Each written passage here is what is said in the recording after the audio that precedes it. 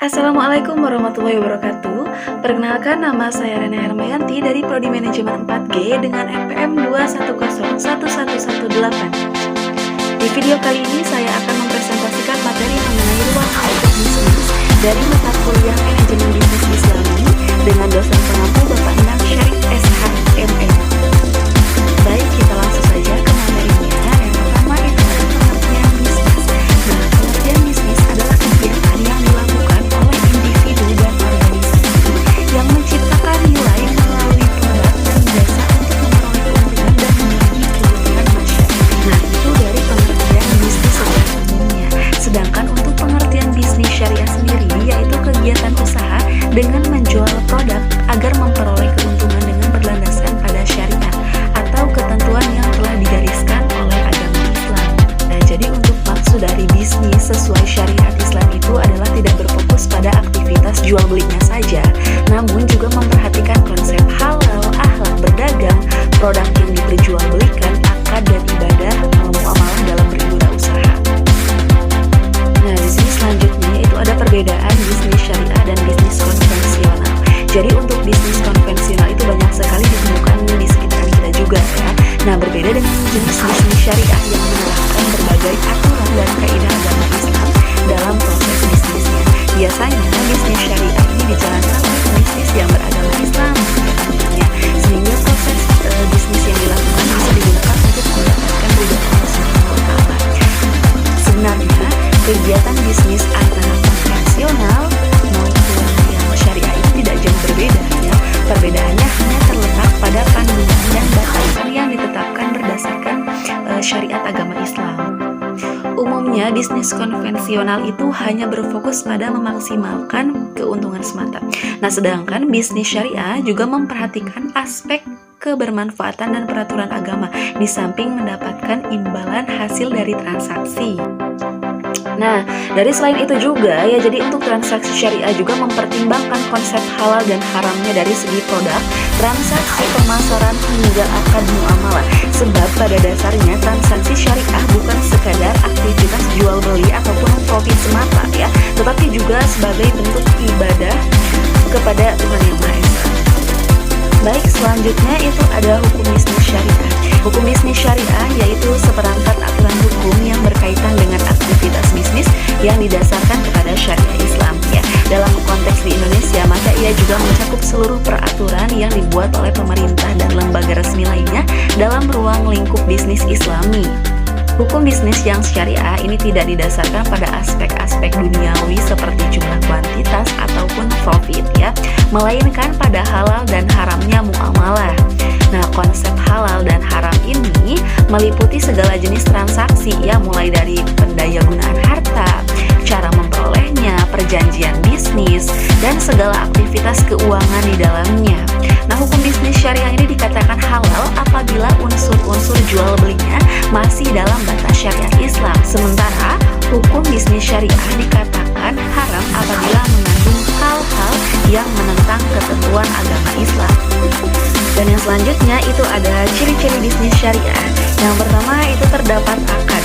Agama Islam itu sangat memperhatikan akad ya, tidak hanya akad ijab kabul pernikahan saja, tetapi juga akad transaksi jual beli ya. Tanpa ada akad yang jelas, sebuah transaksi bisnis hukumnya dapat berubah menjadi haram dalam Islam. Islam tidak mengenal istilah bunga, tetapi menggunakan konsep akad bagi hasil.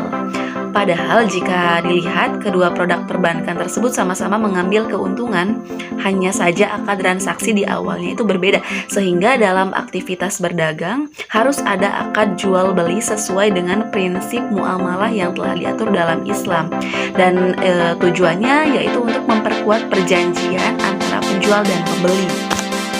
Ciri yang kedua yaitu ada halal ya. Jadi salah satu perbedaan bisnis konvensional dan syariah itu terkait hukum halal dan haramnya.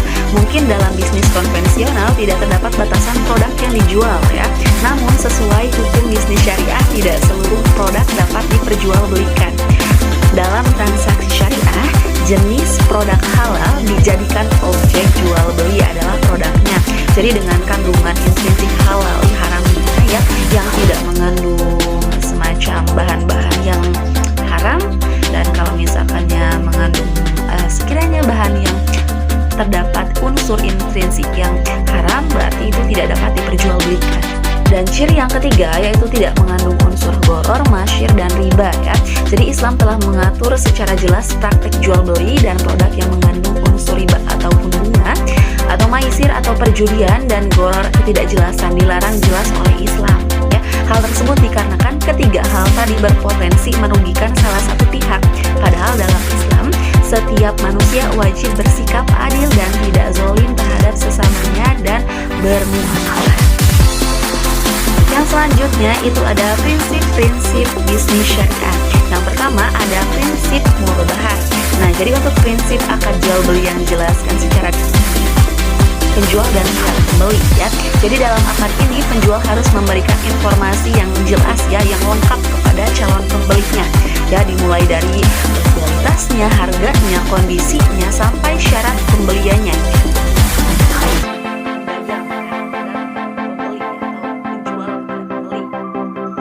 Nah, kemudian transaksi dapat diselesaikan apabila kedua belah pihak saling bersepakat terhadap suatu perjanjian. Yang kedua itu ada prinsip salam ya. Jadi prinsip ini merupakan akad jual beli yang diterapkan saat transaksi bisnis dilakukan dengan cara memesan ya. Nah, jadi cara kerja prinsip ini yaitu dengan pembeli harus melakukan pemesanan dengan syarat tertentu. Produk yang akan diberikan penjual kepada pembeli pada waktu yang telah disepakati. Misalkan seperti kalau zaman sekarang itu kayak pre-order gitu. Dalam transaksi prinsip salam ini pun ya harus ada kesepakatan yang jelas ya, yang terkait hasil produk mulai dari ukuran, kualitas, kondisi, jumlah, dan jenisnya. Dan apabila penjual tidak memproduksi barang dengan sesuai kesepakatan di awal, misalnya terdapat barang cacat, maka penjual harus bertanggung jawab tentunya. Baik, yang ketiga itu ada prinsip istisqo ya. Jadi prinsip ini tuh hampir sama, hampir mirip dengan prinsip salam ya. Jadi kedua akad ini pun memiliki akad yang sama-sama memesan di awal kepada penjual. Namun pembeli tidak harus memberikan sejumlah uang di awal dan syarat-syarat produknya juga harus memenuhi kriteria yang telah disepakati bersama di awal pemesanan. Jadi perbedaannya kalau salam itu harus memberikan uang di awal, kalau misalkan itu yang istisna itu tidak perlu memberikan uang di awal seperti itu. Yang selanjutnya itu ada prinsip musyarakah ya. Jadi prinsip ini yaitu prinsip akad yang kerjasama yang untuk mendirikan suatu bisnis dan mengelolanya secara bersama-sama ya. Keuntungan dari suatu bisnis akan dibagi berdasarkan kesepakatan bersama. Apabila terdapat kerugian maka harus ditanggung bersama sesuai perjanjian di awal. Yang selanjutnya itu ada prinsip mudharabah. Jadi prinsip ini adalah akad kerjasama untuk mendirikan suatu bisnis di mana tempat pembagian peran antara pihak pemilik modal dan pengelola modal. Keuntungan dari usaha akan dibagi sesuai kesepakatan bersama, sedangkan kerugian bisnis akan ditanggung oleh keduanya juga. Nah, untuk yang selanjutnya itu ada contoh-contoh bisnis syariah yang ada di Indonesia ya. Yang pertama itu ada kuliner halal. Sebagai negara dengan penduduk muslim terbesar, bisnis kuliner yang menjanjikan kehalalannya banyak dicari orang. Sebab mengonsumsi makanan dan minuman yang halal merupakan kewajiban bagi setiap muslim. Dan hal ini dapat menjadi peluang bagi seseorang untuk menjual produk dengan mengutamakan kehalalan. Akan lebih baik lagi jika berhasil mendapatkan sertifikat halal dari MUI, sehingga produk akan lebih terjamin dan terpercaya. Yang kedua itu ada wisata. Jadi banyaknya muslim di Indonesia membuat wisata dan travel religi menjadi salah satu contoh bisnis syariah yang paling potensial untuk dilakukan ya. Apalagi tiap tahunnya itu terdapat ratusan ribu masyarakat menanti demi berangkat. Namun harus juga dilengkapi dengan berbagai fasilitas dan layanan bagi pengguna travel, dan juga selalu siapkan dana dingin dalam jumlah besar agar dapat terhindar dari tuntutan saat ada pengguna travel yang ingin membatalkan perjalanannya ya. Yang ketiga itu ada penitipan anak Islami ya. Dan setelah saya baca itu bisa dikatakan kalau sekarang itu kayak pesantren ya. Nah, jadi saat ini kan banyak orang tua yang disibukkan dengan pekerjaannya sehingga tidak sempat membimbing anak dari segi spiritual ya. Oleh karena itu penitipan anak Islam ini menjadi salah satu contoh bisnis syariah yang bisa Anda buka. Istro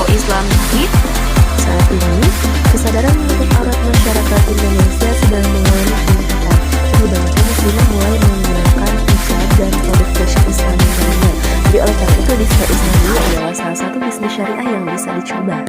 Dan yang selanjutnya, kosmetik halal ya. Jadi kosmetik halal itu seperti make up, skincare ya telah menjadi kebutuhan utama bagi kaum wanita. Namun sayangnya masih banyak perawatan wajah dan tubuh yang tidak mencantumkan label halal. Nah, jadi banyak pengguna muslim juga yang masih ragu gitu ya akan menggunakan produk tersebut.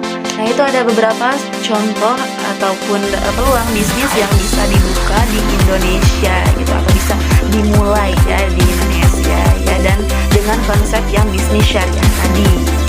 Baik, sekian apa yang dapat saya sampaikan, mudah-mudahan bermanfaat dan mohon maaf masih banyak sekali kekurangannya. Terima kasih. Wassalamualaikum warahmatullahi wabarakatuh.